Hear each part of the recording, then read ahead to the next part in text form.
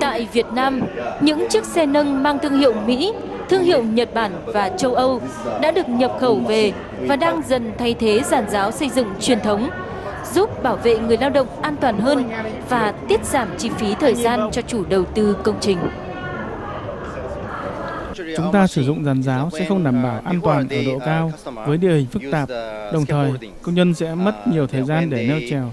Nhưng khi chúng ta sử dụng thiết bị xe nâng tự hành thì có thể đưa người và dụng cụ lao động lên tầng cao nhất chỉ trong vòng một vài phút. Trên thế giới hiện nay, có nhiều thương hiệu sản xuất xe nâng tự hành đang được ưa chuộng trên thị trường như Komatsu, Sony hay JLG. Một đặc điểm chung của các xe nâng tự hành là khả năng cân bằng tự động độc đáo để giúp xe hoạt động tốt ở các địa hình có độ chênh phức tạp, đồng thời đảm bảo an toàn với các loại xe bánh hơi khác. Khả năng chịu lực, chịu va đập từ vật nhọn của bánh lốp xe được tối đa hóa. Đặc biệt hơn, trong trường hợp vật nhọn được tác động với lực xuyên phá quá mạnh, khiến vỏ bánh bị xuyên thủng, thì cũng bị xuống hơi rất chậm để đảm bảo xe không bị nghiêng đột ngột và có đủ thời gian cho công nhân trên lồng cầu thoát ra an toàn. Tiêu biểu trong số các thương hiệu xe nâng tự hành đang được ưa chuộng tại Việt Nam phải kể đến hãng JLG đến từ Hoa Kỳ. Các xe nâng tự hành của JLG có thể đưa con người và phương tiện lên làm việc ở độ cao từ 3m cho đến 55m trong điều kiện đô thị hay cả ở địa hình phức tạp. Theo nhiều chuyên gia, bên cạnh việc ứng dụng trong xây dựng, trong sửa chữa bảo dưỡng các công trình, thì với khả năng vươn cao lý tưởng như vậy, xe nâng tự hành JLG là giải pháp cứu hộ hiệu quả mỗi khi có cháy nổ tại các tòa nhà cao tầng hiện nay. Dòng xe nâng tự hành này được sử dụng rất rộng rãi, không chỉ cho các công trình xây dựng mà còn cho các nhà máy thủy điện, nhà máy nhiệt điện hay trong sửa chữa bảo dưỡng các đường điện cao thế. Ở Nhật Bản đã có hơn 800.000 đơn vị thiết bị xe nâng tự hành như thế này được đưa vào sử dụng.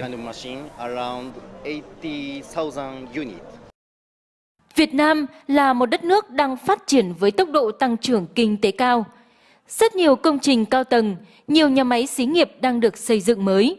Tuy nhiên, thật đáng buồn là thi thoảng lại xảy ra những vụ tai nạn lao động như sập giàn giáo hay đứt dây bảo hiểm an toàn, gây hậu quả nghiêm trọng cả về tính mạng con người và cơ sở vật chất. Từ những thiệt hại đau xót đó, mong rằng các chủ công trình, các đơn vị sử dụng lao động làm việc ở trên cao có thể đầu tư máy móc thiết bị hiện đại để nâng cao hiệu suất lao động và đảm bảo sự an toàn của công nhân hơn. Trong quá trình thực hiện phóng sự này, phóng viên Góc nhìn người tiêu dùng đã có dịp phỏng vấn đại diện một số đơn vị đã sử dụng xe nâng tự hành khi đưa người lên cao về hiệu quả của loại phương tiện này. Thì trước đây thì tôi sử dụng giàn giáo thì mất đến 3 ngày để mà lắp đặt và sử dụng. Nhưng mà từ khi mà sử dụng cái máy này tôi chỉ có tiết kiệm được một ngày, cộng với cái 2 người nhân công vận hành. Thứ nhất là nó giảm tải thời gian và thứ hai là tiết kiệm được chi phí 1/3. Chỉ cần người của công ty UMAC hướng dẫn cho tôi khoảng tầm thời gian khoảng 2 tiếng là tôi có thể vận hành được cái máy này. Cụ thể những cái vị trí đưa vào con người vào thi công ở những cái vị trí rất là cao và khó thì dùng cái thiết bị nâng hạ người này thì sẽ đưa vào những vị trí rất là đơn giản. Trái lại vì nếu mà thi công giàn giáo thì sẽ rất là mất nhiều thời gian và nguy hiểm khi mà thi công những cái vị trí như thế. Ngoài những công trình xây dựng thì theo tôi là cái xe nâng người này sẽ rất là hữu hiệu trong những cái công trình như là thi công xây lắp điện, cắt tỉa cây xanh, thi công những biển quảng cáo ngoài trời, những cái vị trí rất là khó mà lắp đặt giàn giáo.